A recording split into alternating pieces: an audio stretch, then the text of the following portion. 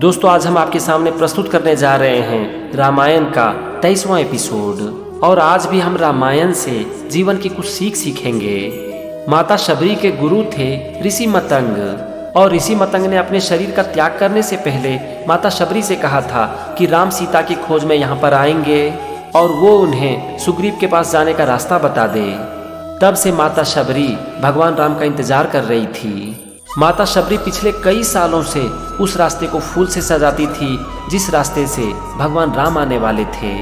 एक दिन कुछ ऋषि मुनि उसी रास्ते पर चलने का प्रयास करते हैं जिस रास्ते को माता शबरी ने भगवान राम के लिए फूलों से सजाया था। तो माता शबरी उन ऋषि मुनियों से कहती हैं कि हे महात्मन, आप इस रास्ते पर मत चलिए, मैंने ये रास्ते फूलों से अपने राम के लिए सजाए हैं। तो इस पर एक ऋषि मुनि कहते हैं कि अरे पगली, तुम पिछले कितने सालों से राम के लिए फूल बिछा रही हो, तुम्हारे राम आए क्या? तो इस पर माता शबरी का विश्वास देखने को बनता है। वो कहती है कि मेरे राम अभी तक नहीं आए हैं, लेकिन वो आएंगे, जरूर आएंगे। मेरे गुरुदेव मुनि मतंग का वचन झूठा नहीं हो सकता, इसीलिए मैं रोज अपने राम के लिए इस मार्ग को फूलों से सजाती हूँ। मैं रोज खुद को तैयार रखती हूँ क्योंकि मेरे राम कभी भी आ सकते हैं। दोस्तों, इसे कहते हैं विश्वास, आत्मविश्वास। अगर आप रामायण पढ़ते हैं तो आपको शायद पता ही होगा कि भगवान राम माता शबरी के आश्रम आए थे और उन्होंने माता शबरी के जूठे बेर भी खाए थे। आत्मविश्वास में ना बहुत ताकत होती है। जब हम किसी भी काम को पूरे आत्मविश्वास के साथ करते हैं ना, तो फिर हमें अपने काम से कोई हिला नहीं सकता है। हमारे काम में एक क्वालिटी होती है, और जब काम में क्वालिटी होती है तो हमें उसका परिणाम भी अच्छा मिलता है। माता शबरी ने भगवान राम का वर्षों तक इंतजार किया क्योंकि उन्हें ये पूरा विश्वास था कि एक दिन भगवान राम उनके आश्रम में जरूर आएंगे। इसीलिए वो रोज भगवान राम के आने के मार्ग को फूलों से सजाती थी, क्योंकि उनके अंदर ये विश्वास था कि राम आएंगे और जरूर आएंगे। दोस्तों, यहाँ पर हम सब के लिए सीखने वाली बात है विश्वास की ताकत। अगर एक इंसान आत्मविश्वास से भरा होता है ना, तो फिर वो अपने जीवन में कुछ ऐसा करके दिखा देता है जो कि उन्होंने खुद भी सपने में भी नहीं सोचा होगा। हम अपने जीवन में जो भी कर्म करते हैं उसका हमें फल मिलेगा या नहीं मिलेगा, ये तो कोई नहीं बता सकता। लेकिन बावजूद इसके अगर हम अपने काम को पूरे आत्मविश्वास के साथ करते रहें ना, तो हमें अपने कर्मों का फल जरूर मिलता है। ये हो सकता है कि हमें अपने कर्मों का फल वैसा ना मिले जैसा कि हम चाहते हैं, लेकिन जो हमारे कर्म का उचित फल होता है वो हमें एक दिन जरूर मिलता है। इसीलिए यहाँ पर हम सब के लिए सीखने वाली बात यही है कि हम सब अपने काम को पूरे आत्मविश्वास के साथ करते रहें। और अगर हम ऐसा कर पाते हैं तो फिर इस दुनिया की कोई भी ताकत हमें अपने कर्म के पथ से डिगा नहीं सकती है। इसके बाद वो सारे ऋषि मुनि वहां से वापस चले जाते हैं, ये कहते हुए कि चलो इसे मत सताओ, हम लोग किसी और मार्ग से चले जाएंगे। वहां से जाते जाते एक ऋषि मुनि कहते हैं कि मुझे तो लगता है कि ये शबरी पागल हो गई है। तो उसमें से एक ऋषि मुनि कहते हैं कि भक्ति और पागलपन में ज्यादा अंतर नहीं होता। सांसारिक दृष्टि से एक भक्त पागल जैसा ही दिखाई पड़ता है। शबरी एक तपस्विनी है और उसे सिद्धि प्राप्त है, लेकिन उसमें अहंकार का लेस मात्र भी नहीं है, और यही एक सच्चे भक्त की निशानी है। कितनी अच्छी बात कही गई है ना कि भक्ति और पागलपन में बहुत ज्यादा अंतर नहीं होता।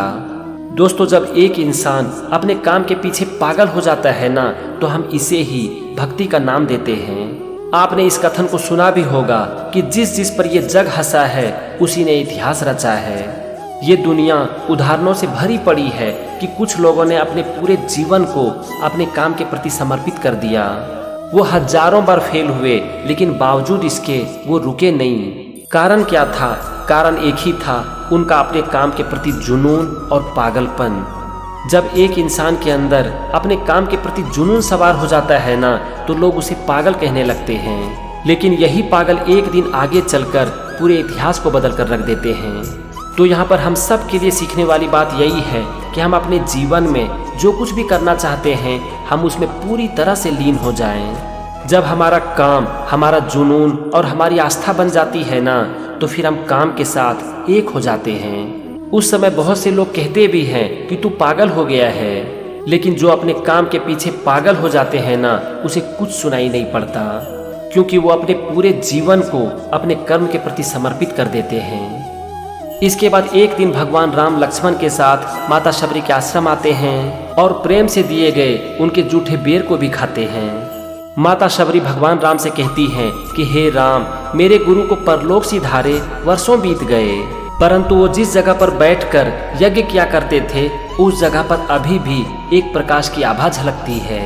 फिर माता शबरी दोनों भाई को वो जगह लेकर जाती हैं जहाँ पर कि मुनि मतंग बैठकर यज्ञ किया करते थे। उस जगह की तेज आभा को देखकर भगवान राम लक्ष्मण से कहते हैं, जब एक मनुष्य स्वार्थ की सारी सीमाओं को लांघकर तपस्या करता है तो उसकी शक्ति में इस तरह का तेज होता है। अब भगवान माता शबरी का धन्यवाद करके उनसे वहां से जाने की आज्ञा मांगते हैं। तो इस पर माता शबरी कहती हैं कि हे राम, मुझे अपने शरीर का त्याग करने से पहले आप मुझे भक्ति का ज्ञान दीजिए। तो इस पर भगवान राम कहते हैं कि हे माता, मैंने अपने गुरुजनों से जो नवधा भक्ति का ज्ञान सीखा है मैं आपसे वही कहने जा रहा हूँ। आप इस नवधा भक्ति के ज्ञान को अपने हृदय से धारण कीजिए। इसी नवधा भक्ति के ज्ञान को रामचरितमानस में गोस्वामी तुलसीदास जी इस तरह से लिखते हैं, नवधा भगति कहूँ तो हूँ पाही, सावधान सुनु धरु मन माही। प्रथम भगति संतन कर संगा, दूसरी रति मम कथा प्रसंगा। मैं तुझसे अब अपनी नवधा भक्ति कहता हूँ, तुम सावधान होकर सुनो और अपने मन से इसे धारण करो। पहली भक्ति है संतों का सत्संग, दूसरी भक्ति है मेरे कथा प्रसंग में प्रेम। गुरुपद पंकज सेवा, तीसरी भक्ति अमान। चौथी भक्ति मम गुण गण, करई कपट तजी गान। तीसरी भक्ति है अभिमान रहित होकर गुरु के चरण कमलों की सेवा। और चौथी भक्ति यह है कि कपट छोड़कर मेरे गुण समूहों का गान करें। मंत्र जाप मम दृढ़ विश्वासा, पंचम भजन सुवेद प्रकाशा।